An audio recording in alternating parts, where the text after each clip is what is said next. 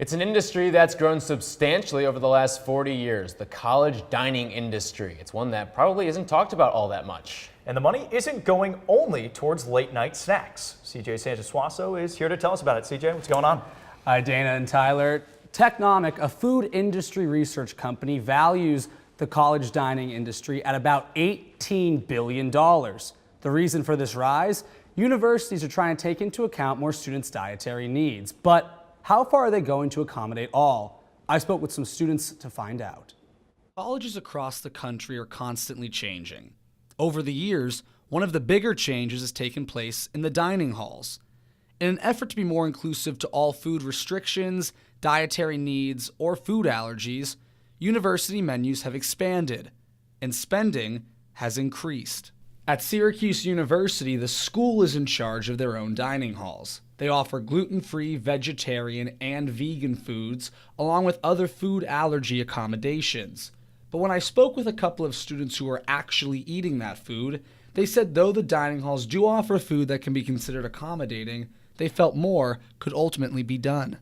If they have that much money, they can put the effort into every area where people can eat on campus. Sky Prentice is a senior at SU who has celiac disease. She says the dining halls do have gluten-free options for her, but they're limited. They had a gluten-free section, so I had two options for dinner and lunch every day, which was better than 1 or 0. And those options may not always be best for students. Kate Meneggio-Stahl, another senior, is a vegetarian who has experienced that firsthand. When it comes to protein sources, for example, they offer, these pre-made veggie burgers that they just heat up, or like vegan chicken nuggets, or something that tries to imitate meat when you don't need to eat that. Meal plans at SU can vary between $2,000 to $4,500, which means a lot of money is being put into their dining program.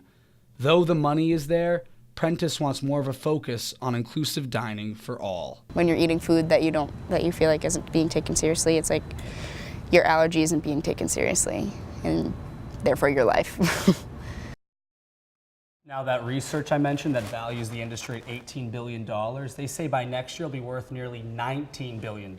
So over a year, nearly $1 billion increase. Clearly a lot of money at play here. Wow, absolutely. Thank you, CJ.